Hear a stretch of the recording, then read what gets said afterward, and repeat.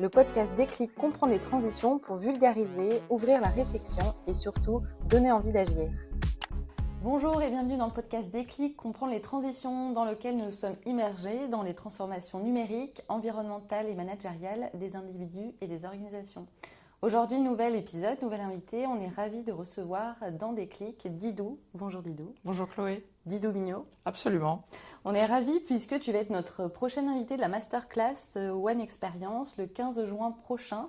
Une masterclass expert que tu vas animer pendant une heure ici à la Coque où on enregistre le podcast. Et on avait envie d'en parler avec toi un petit peu pour teaser cette masterclass. C'est une première aussi pour toi, ce format. Ce format, oui, absolument. On est ravis. Donc, ton parcours est tout sauf linéaire. Ça c'est sûr. Tu le confirmes. Après une carrière dans la communication, le web marketing et la formation, tu choisis progressivement d'écouter cette voix intérieure qui te pousse vers la scène, vers le théâtre, la musique et la création artistique. Une trajectoire singulière dont tu vas nous parler dans cette masterclass, mais aussi dans Déclic. Voilà, ton parcours il est marqué par plusieurs grandes bifurcations qui sont intéressantes à évoquer pour ce début d'épisode. La communication, le théâtre, la formation artistique. Qu'est-ce que ces transitions finalement t'ont appris sur ton rapport au changement ? Écoute, je me suis rendu compte qu'il n'y avait pas tant de changements que ça. En fait, alors certes, c'est pas linéaire, mais à bien y réfléchir, il y a quand même une tendance commune qui est la transmission. Et tout ce que je fais depuis que je suis même plus jeune, tu vois, tout ce que je fais, tout ce que je dis, c'est toujours porté vers les autres. C'est la formation, évidemment, tu peux pas plus transmettre qu'en formation, mais même quand tu diriges une entreprise ou que tu manages ou que tu fais ou que tu es avec des gens ou que tu as un public, finalement, tu passes ton temps à transmettre et à recevoir, évidemment, en retour. Et c'est pour ça que la transition au changement, quand tu m'as posé la question, je me dis, ah oui, c'est intéressant, c'est quoi le changement pour moi ? Et je me suis rendu compte, alors tout ce que je vais te dire sera toujours extrêmement personnel, il n'y a pas de leçon, il n'y a pas de... ça me concerne moi. Je pense qu'il y a plusieurs types de changements, mais il y a le changement subi et il y a le changement voulu, volontaire. Et moi, tous mes changements ont été volontaires. Et quand il est subi, comment ça se passe ? Il est subi parce que, par exemple, l'entreprise ferme ou il y a des services qui mergent, donc il y a un poste sur 2 qui s'en va, ou on te dit au revoir madame et on te serre la main. Et pour les chefs d'entreprise, les managers qui nous écoutent, comment ça se passe dans ce changement qu'on ne choisit pas pour ne pas le subir justement ? Est-ce que tu as des... Là, je pense que tu le subis, il ne faut pas rêver. Ouais. Faut pas rêver, tu le subis parce que tu ne l'as pas prévu. Et je pense que la pire des choses, c'est de ne pas, en tout cas en entreprise, on a toujours l'impression en entreprise qu'un CDI va nous protéger. Moi qui ai quitté l'entreprise, il y a des années, ça fait des années que je ne suis plus salariée et que je suis à mon compte, que ce soit parce que je suis en prise de parole ou moi en tant que comédienne et artiste. Alors là, il n'y a pas plus... Incertain. Oui, c'est incertain. Tu n'as aucune certitude quand tu es artiste. Tu n'en as déjà pas beaucoup, je pense, quand tu es en entrepreneuriat. En salariat, tu as le sentiment que même si tu ne te plais plus dans ce que tu fais, tu y es et tu es payé à la fin du mois. Ce n'est pas du tout le cas pour mon métier et pour les métiers de l'entrepreneuriat. Donc, je pense que quand tu ne choisis pas ton changement et qu'il est extrêmement subi, il y a un choc à absorber. Et après, pour en voir l'opportunité, je pense que ça vient plus tard. Je pense que ça ne peut pas venir tout de suite. Je pense que c'est illusoire de se dire « Génial, je suis virée, qu'est-ce que j'ai fait ? C'est une opportunité de dingue. » Je pense qu'il faut être Bouddha pour se dire des choses comme ça. Et en tant qu'être humain, on a besoin de ce cercle rassurant. On a besoin de savoir un peu où on va le lendemain. Et ce n'est pas toujours le cas. Si tu es viré du jour au lendemain, tu n'as pas cette assurance-là. Rebondir et ne pas avoir peur du changement, quand tu le subis, c'est compliqué. Ça ne veut pas dire qu'il n'y a pas des choses à mettre en place, mais je pense qu'il y a ce laps de temps où tu te prends le choc, tu l'absorbes, et après tu peux te dire « Ok, qu'est-ce que je fais de tout ça ?» Mais tu ne peux te dire ça qu'une fois que tu as absorbé le choc de « Oh, j'ai vécu un changement que je n'ai pas voulu. » Moi, je me souviens, une anecdote, mais ridicule. On avait juste, quand j'étais en entreprise et que je faisais du web marketing, on avait juste changé de bureau. On est passé du 1er au 2e étage. On peut se dire que le changement, il n'est pas énorme. Hein. Et bien, rien que ça, il a fallu qu'on se pose, qu'on en rediscute, parce qu'on n'avait plus les mêmes collègues l'un à côté de l'autre. Les changements minimes font peur parce on reste dans un cocon.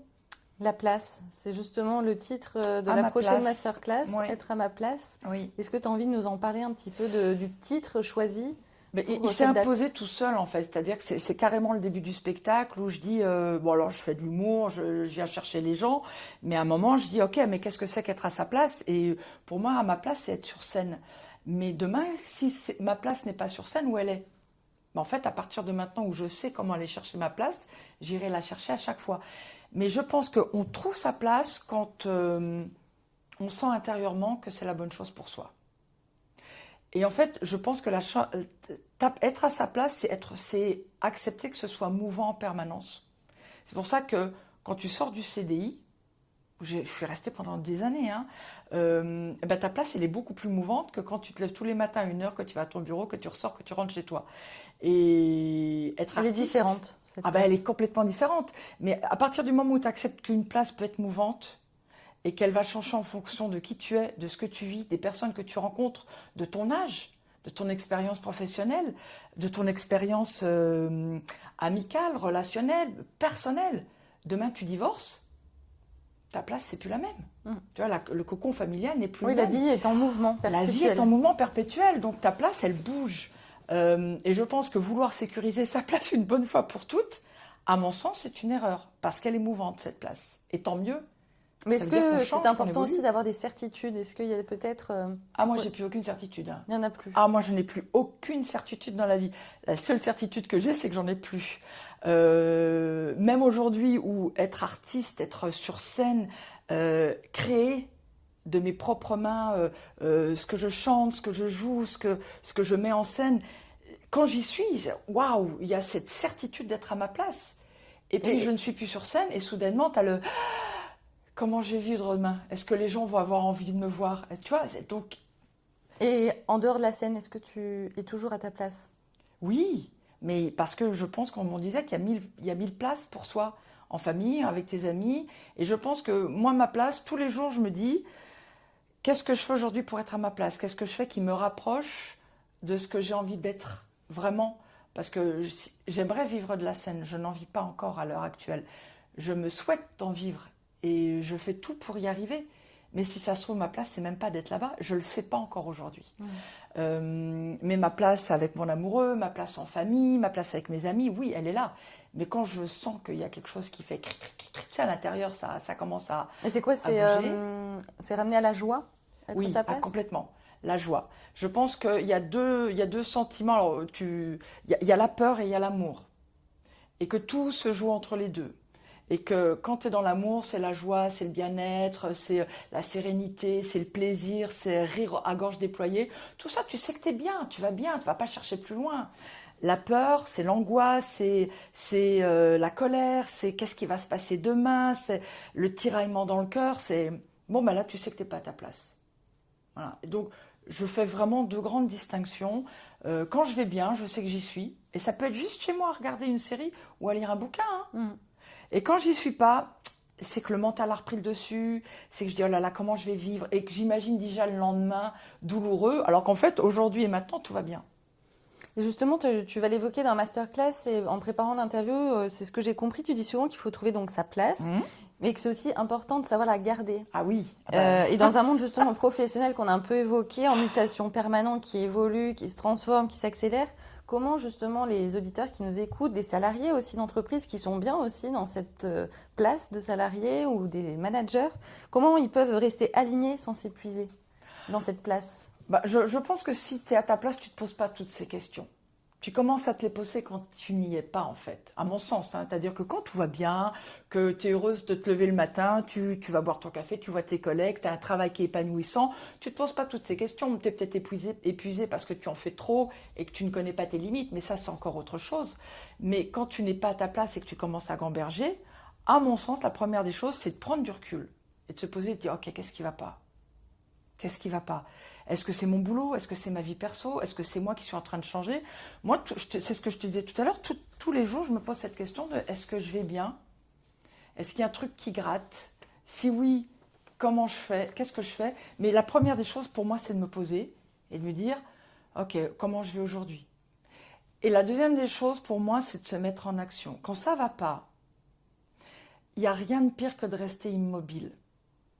Immobile, tu as le cerveau qui tourne, tu as le mental qui tourne, et tu commences à dire, ça va pas, je ne suis qu'une sombre merde, pardonnez-moi, tout ce que je fais, c'est pas cool, regarde, j'y arrive pas, et puis personne ne m'aime, oh là là là là, va marcher.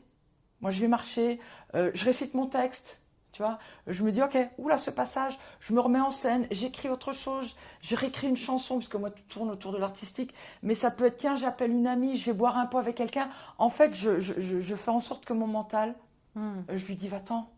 Et puis, je me parle à moi-même, en fait, tu vois. Le fait de me dire, ok, je me parle tout fort, et puis je parle avec les autres, j'échange. Je vais pas aller leur demander nécessairement leur avis, mais parfois, ils vont me dire un petit truc où je vais me faire « Waouh, mais oui, c'est ça ». Je reste pas toute seule, je reste pas dans mon coin. Je fais des choses qui me sortent de cette torpeur de « Oh là là, il y a un truc qui va pas, ben ouais, j'ai pas la solution, c'est pas grave ».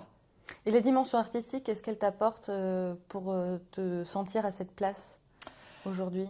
En fait, depuis que je suis toute petite, je suis créative, mais je me suis jamais positionnée en tant qu'artiste parce que fais des études, passe ton bac, donc j'ai fait des études, j'ai vécu un peu partout, j'ai fait des grandes études, hein. Je suis allée jusqu'au doctorat, puis après je suis allée en Angleterre où mon doctorat ne m'a servi à rien, mais j'ai refait des études là-bas et puis soudainement je suis devenue formatrice en Angleterre. C'était génial, c'est un de mes meilleurs moments professionnels. J'étais en Angleterre, je parlais anglais, j'étais la seule française, donc je brillais de mille feux. Mais moi, briller, c'est hyper important pour moi. Mais il y a mille façons de briller pour moi, artistiquement ou professionnellement. Tu vois, avec toi, là, aujourd'hui, je suis vachement bien, je suis à ma place, je papote, on est tous ensemble, je parle à des gens qui ne me connaissent pas et qui vont m'écouter, qui vont se dire, elle est formidable. Enfin, tu vois, tout ça, ça fait partie d'être à sa place. Et je trouve que c'est des petits moments qui font qu'on est à notre place. C'est pas spécialement des grands moments. Ce qui veut donc dire que quand on fera la masterclass, bien sûr que je serai à ma place. Mais je serai à ma place autant au moment avant que pendant qu'après d'aller échanger avec les personnes.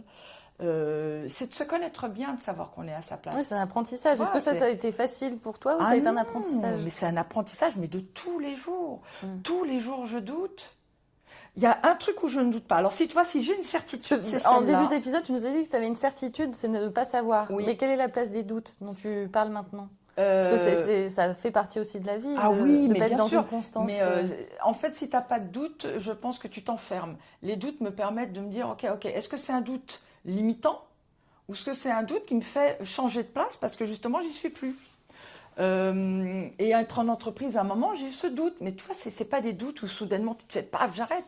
Les doutes, ils viennent, ils reviennent, ils reviennent. Et il y a un moment, tu es tellement plus heureuse d'y aller qu'il n'y a plus de doute en fait. Moi, j'ai un metteur en scène qui m'a dit un jour, quand il y a un doute, il n'y a plus de doute. Et cette phrase, je me la répète souvent. C'est-à-dire que quand je commence à douter des gens avec qui je travaille ou de moi, ce que j'ai envie de faire, je dis, attends, s'il y a un doute, c'est qu'il n'y a plus de doute.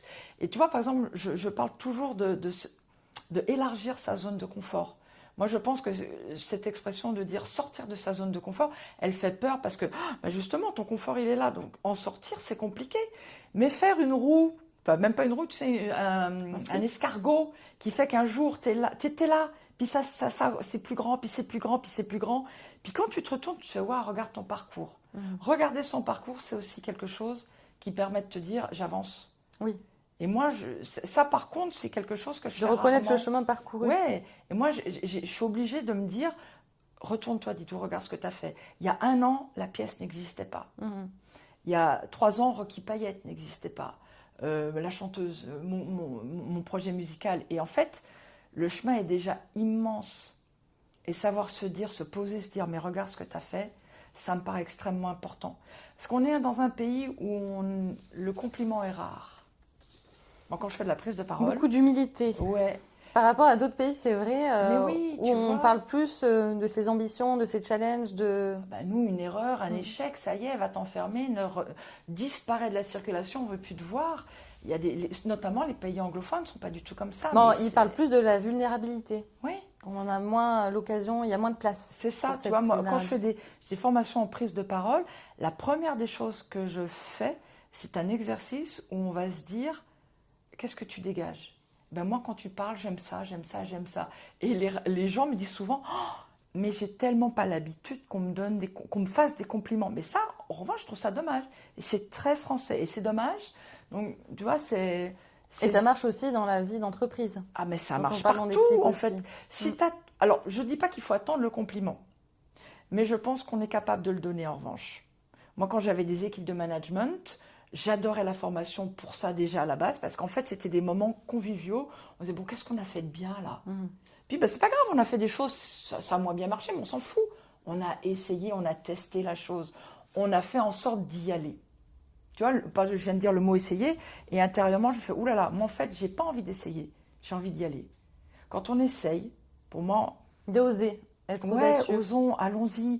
Qu'est-ce qu'on risque? Rien. Et si on a peur, allons-y, mais petit bout par petit bout. Tu vois, moi, j'ai une phrase qui m'a fait toujours marrer, que je dis depuis des années, c'est « Comment est-ce que tu manges une baleine ?» Je te propose que tu nous en parles dans la masterclass le 15 juin prochain. Très bien. On vous donne rendez-vous, c'est Trouver sa place le 15 juin à la Coque à partir de 19h avec Yes. Guy Mignot. Liberté, confiance et performance, c'est sans tout dévoiler ce que tu vas nous proposer dans cette masterclass immersive avec ton musicien également. Ça va être en binôme. Ça sera autant chanter que parler, que pas immersif mais pas loin. C'est pas immersif mais je vais vous faire travailler avec moi, il n'y a pas de raison. On vous met le lien pour vous inscrire, c'est sur inscription, place limitée, donc dépêchez-vous de prendre vos places. Merci beaucoup Didou. Merci à toi Chloé. On se retrouve bientôt dans Des Clics pour un nouvel épisode avec un nouvel invité. À bientôt.